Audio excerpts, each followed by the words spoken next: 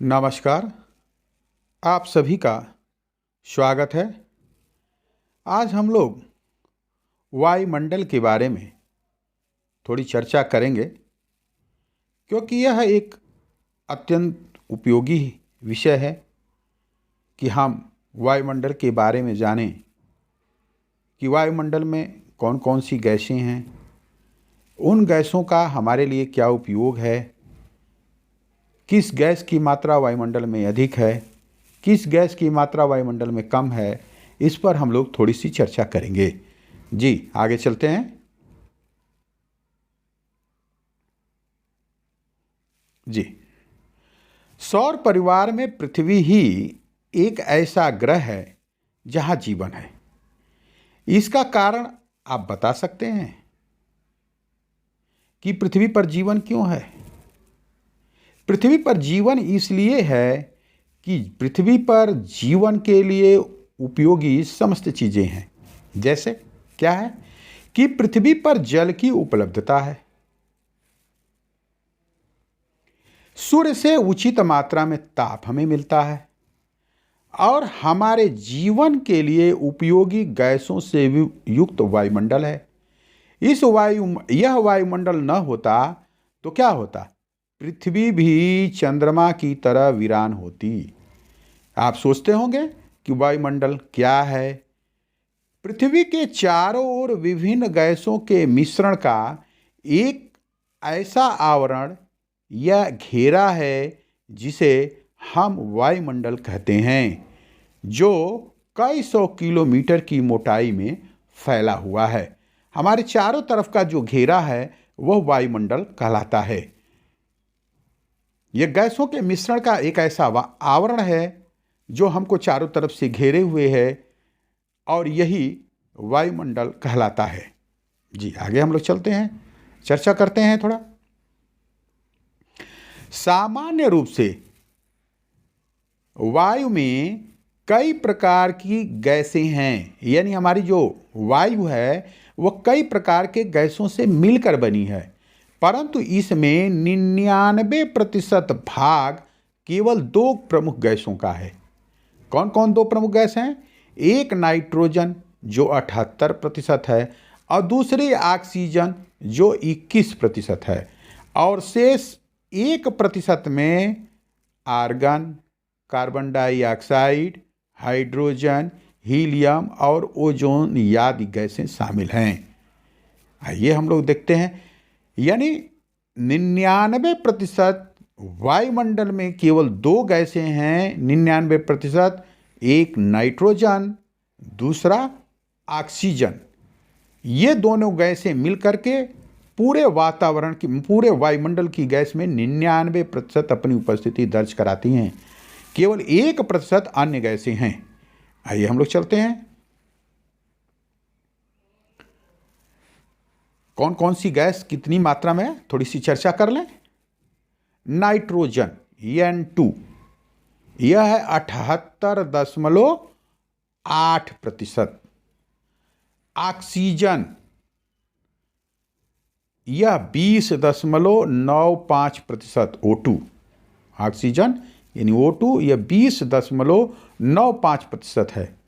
Argon यह 0.93% है। Carbon dioxide CO2 यह 0.036% है, यानी यह 0.036% है। नियान गैस यह 0.002% है। हीलियम गैस 0.0005% है। क्रिप्टॉन 0.001% है। जेनन 0.00009% है। हाइड्रोजन ये कितनी है? 0.005% है। यानी दो गैसें 99% हैं और 1% में सभी गैसें हैं हमारे वायुमंडल में। एक बार फिर हम लोग इस पर चर्चा कर लेते हैं। ऑक्सीजन नाइट्रोजन जो है 78.8%, oxygen 20.95%, argon 0.93%, carbon dioxide 0.036%, neon gas 0.002%, helium gas 0.0005%, krypton कितनी है 0.001%, जेनन कितनी है 0.00009%, हाइड्रोजन कितनी है 0.00005%।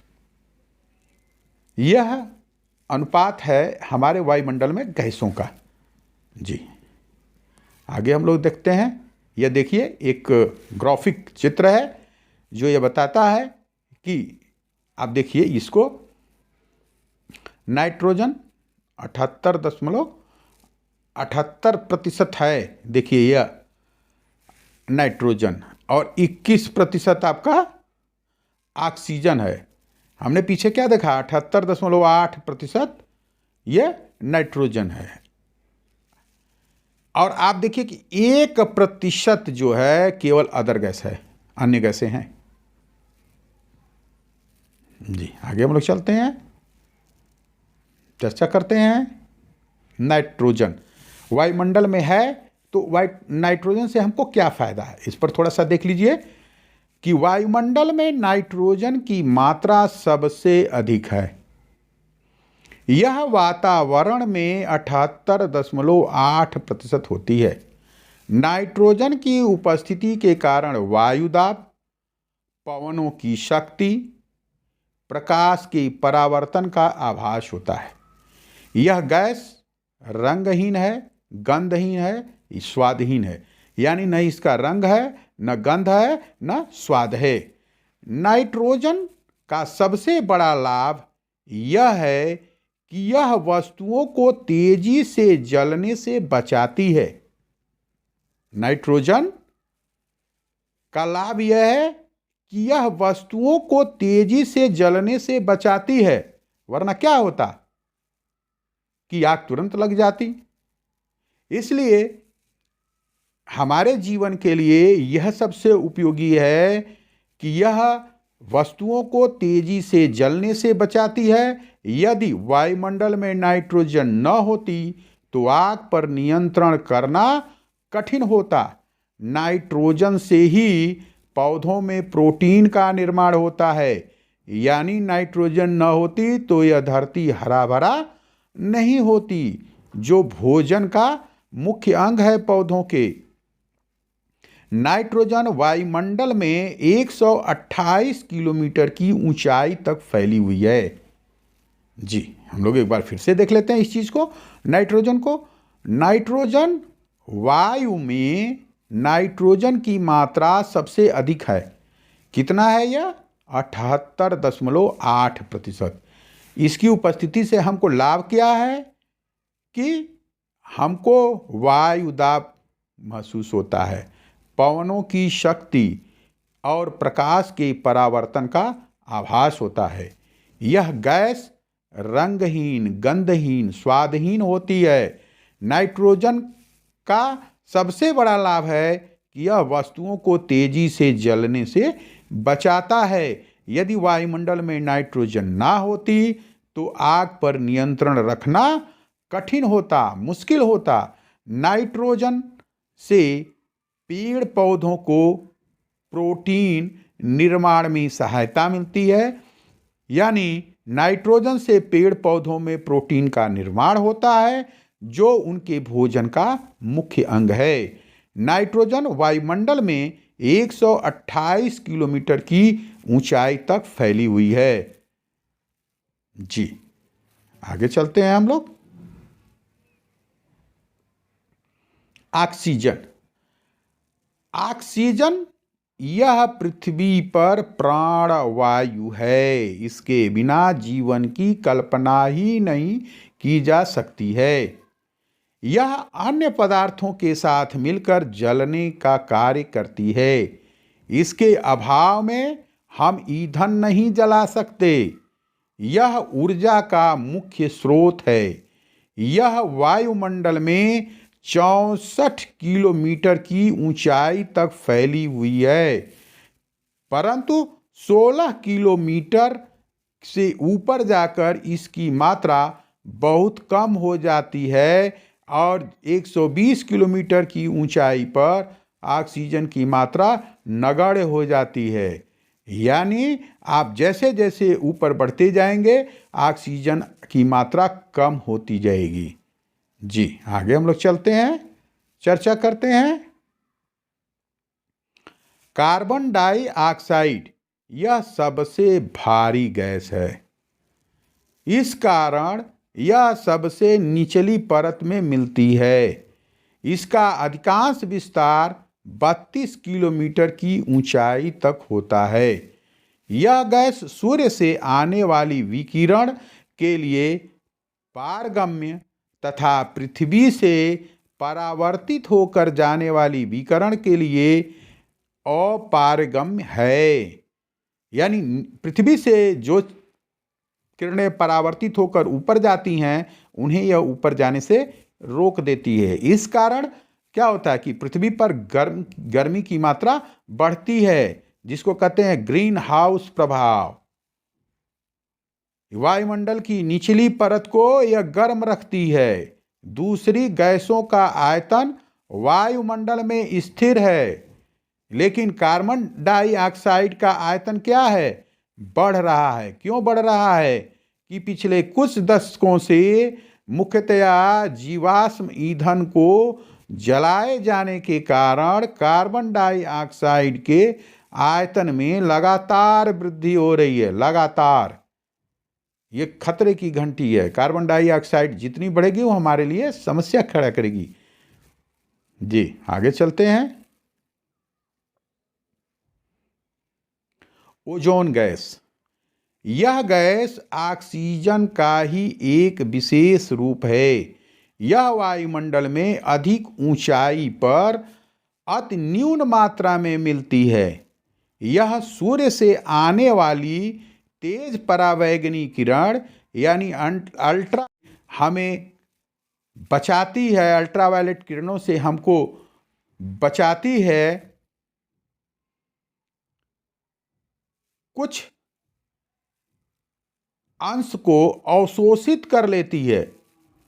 यह जो है हमें अल्ट्रावायलेट रेडिएशन से हमको बचाती है और कुछ अंशों को अवशोषित कर लेती है। यह 10 से 50 किलोमीटर की ऊंचाई पर केंद्रित है। वायुमंडल में ओजोन की कमी से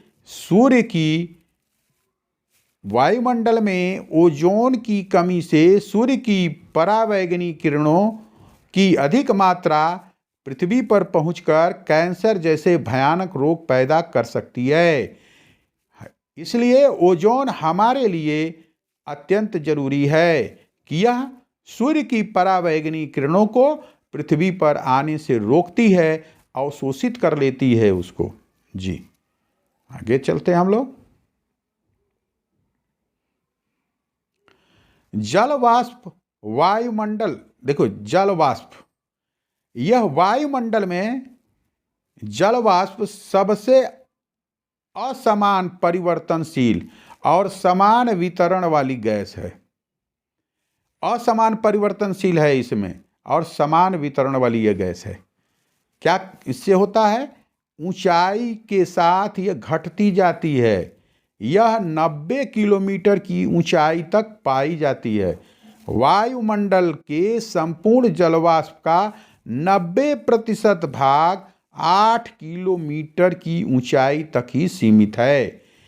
इसके संघनन के कारण बादल, वर्षा, कोहरा, ओस, तुषार, हिम आदि का निर्माण होता है। यानी बादल, वर्षा, कोहरा, ओस, तुषार, हिम आदि का निर्माण होता है। विभिन्न प्रकार के तूफानों को जल वाष्प से ऊर्जा मिलती है, यह भी इनके लिए सहायता करती है।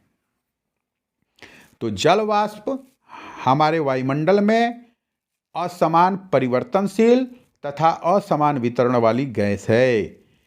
जैसे जैसे ऊंचाई पर बढ़ते जाएंगे वैसे वैसे इसका प्रभाव कम होता जाएगा। यह 90 किलोमीटर की ऊंचाई तक पाई जाती है, लेकिन 8 किलोमीटर की ऊंचाई तक इसका 90% भाग पाया जाता है। और इसके संगणन से क्या होता है कि बादल, वर्षा, कोहरा, ओस, तुषार, हिम आदि का निर्माण होता है। विभिन्न प्रकार के तूफानों को जल वाष्प से ऊर्जा मिलती है। जी, आगे हम लोग देखते हैं। आकाश का नीला रंग धूल कण के कारण ही दिखाई देता है। आकाश का जो नीला रंग हमको दिखाई देता है वो धूल कणों के कारण दिखाई देता है। पृथ्वी के ताप को बनाए रखने के लिए, जो गर्मी है उसको बनाए रखने के लिए उत्तरदायी गैस CO2 एवं जल वाष्प है। जी, धन्यवाद। आप सभी को बहुत बहुत धन्यवाद। निश्चित रूप से आपके लिए ये उपयोगी होगा। जी, धन्यवाद। नमस्कार।